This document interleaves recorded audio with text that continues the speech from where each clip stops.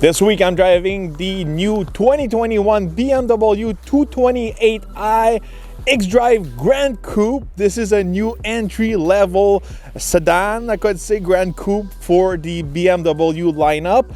So it's more affordable, but we'll see if this new model deserves the BMW badge. So the model behind me has got the M Performance package. So what exactly is this package? First of all, you have the black kidney grille in the front. Everything is more black. There's no chrome or some metal finish. Everything's more aggressive. It looks like an M model. You got also those good looking LED headlights here. We step on the side.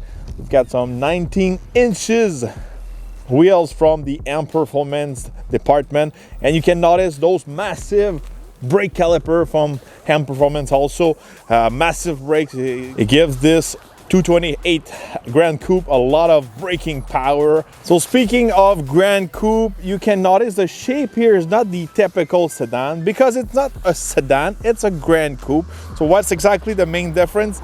It's really, you know, the shape of the trunk with that back glass. It's more aerodynamic, it's more seamless. So that's really what makes a Gran Coupe. So basically it's a coupe but with 4 doors. If we look at the back, we have some backlights here, really aggressive, really long. I think it gives a unique look to this 228 Gran Coupe.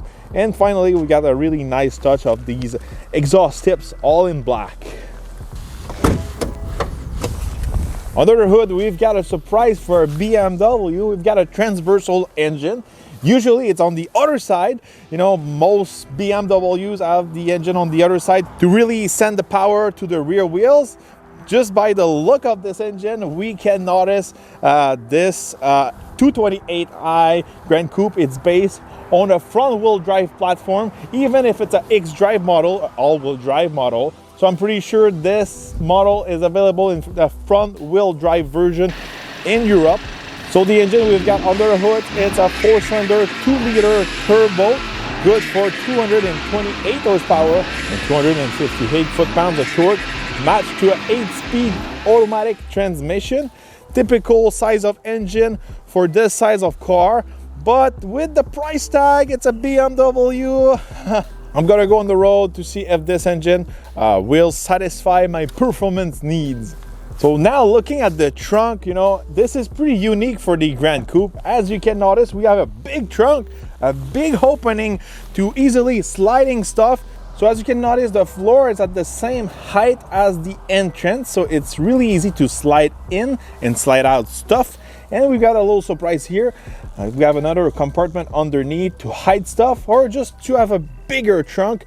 So it's a big advantage for this Gran Coupe. We've got a big trunk for the size of this car. If we're looking at the price of the new Gran Coupe models, the base price around $42,800 Canadian, obviously. And the model I'm driving this week, it's good for a big $54,195. So we'll see if it's worth it.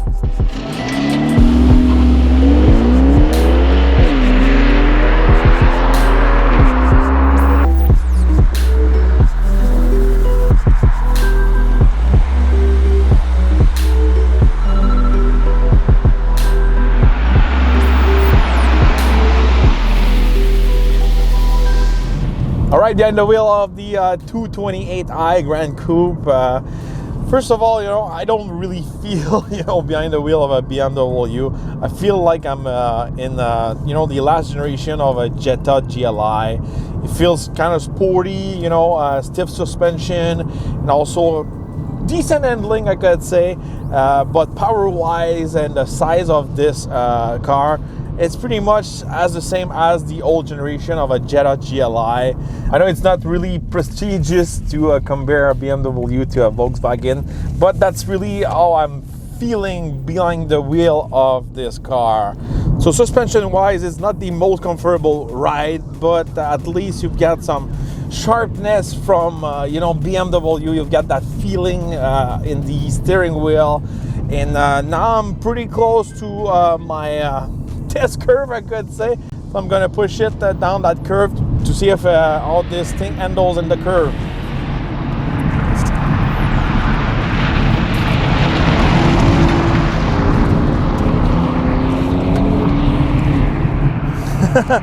It wasn't that bad in the curve. You know, if I would push the same type of car but only front wheel drive, probably I would have drift a little bit or maybe be starting to lose control. I really felt the Xdrive kicking in the back. You know, again, this car is based on a front wheel drive. You really feel like you're behind a front wheel drive, but when you try to really push it down the curve or in snowy, slippery situation, you really feel the Xdrive kicking in. All right, we've got 228 horsepower. Let's see how it does the 0 to 100.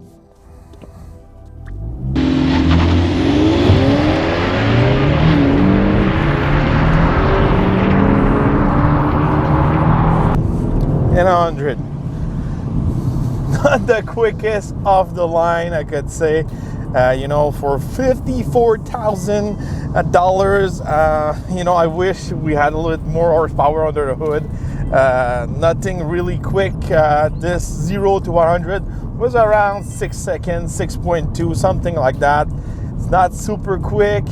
You know, this car, by the look of it, especially with the M package, it looks like it's got something under the hood, but it's not the case. So comfort-wise, inside, you know, there's not tons of space. It's a small car. I'm a big guy.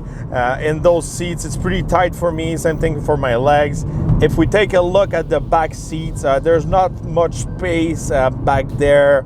It's not really practical. It's not those type of rear seats I would use on a daily basis with the kids. Especially behind me, there's no space at all. Similar to a Mustang or a Camaro. Even if it's a 4-door, there's not a lot of space there. We've got a good trunk. The trunk is pretty good, you know, a good amount of space. I think this car is really ideal for someone who's single or just 2-person going on a trip with some luggage. You know, you got plenty of space for the luggage.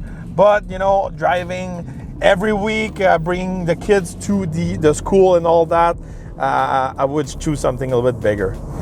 Fuel economy wise, this week I was averaging around 10 liters per 100 kilometers. It's not the best, you know, it's a small car. Yes, it's all-wheel drive, but, you know, sometimes when you get some good performance, you can do some sacrifice on the fuel economy. But this week, I don't have the good big power, I could say, to really match this fuel economy. So I'm not really impressed with these numbers. Obviously, once again, this week I've got some different modes I can play with. I've got Sport, Comfort, and Eco Pro. Probably if I would be really gentle on the gas pedal and use the Eco Pro all the time and doing a lot of highway, probably I can go down in the 8 liters per 100 kilometers. But it's not something really impressive, or it's not something, it's a big factor you're gonna buy this model because it's fuel efficient. So let's talk about the price. It's $54,000. This one's well equipped. It's fully equipped, obviously.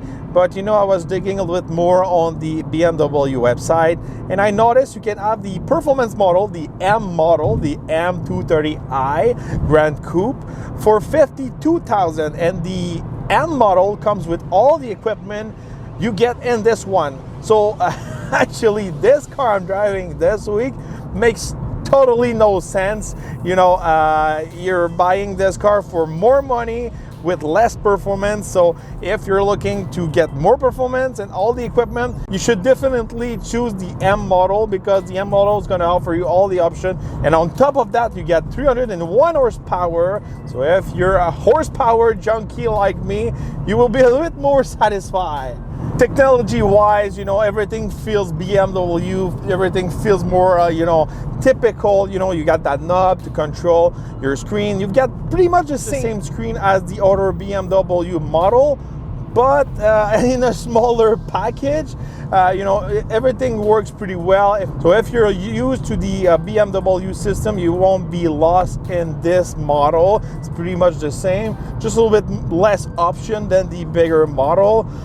You know, everything, the buttons and all that, easy to use, easy to understand. I like the steering wheel with the paddle shifter to switch the gear of the 8-speed transmission. The transmission is pretty responsive, pretty good for these type of cars. So is it worth it to spend $54,000 for this car? Is it a real BMW? Unfortunately, no. I don't feel behind the wheel of something special. Maybe the M model is a little bit better than this, but I really feel I'm in Jetta GLI in a disguise of a BMW. I think it's a good-looking car, but I think I would probably put a price of 35,000-40,000 on this car, not 54.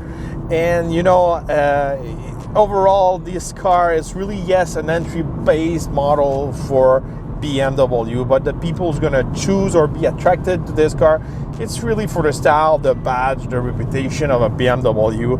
But a lot of times I notice, you know, someone who don't have really the budget to have a BMW, and they put their hands on those base model, even it's a Mercedes-Benz, Audi, BMW. Sometimes, you know, they don't really have the budget to have those luxury cars. And when they came in at the garage to have their maintenance done, you know, even if you have an entry-level BMW, you don't get the entry-level price. Unfortunately, you don't get the base, you know, hour rates. You get the same hour rate than a Series 7 or a X5M or something like that. So sometimes maybe you don't have the budget to repair it and all that. So that's some things you have to keep in mind before buying those cheaper version of German cars. Overall, again, you know, it's the second car I drove in that segment. I drove the CT4V, I drove this one. Hopefully in the future I'm going to drive also the Audi and the Mercedes-Benz. So far I think the Cadillac is way ahead of this one. Let me know in the comments, do you think this car is a real BMW? Is it worth it to spend that much money for this model? Let me know in the comments. Don't forget to like, share, and subscribe, and we're gonna see each other on the next review.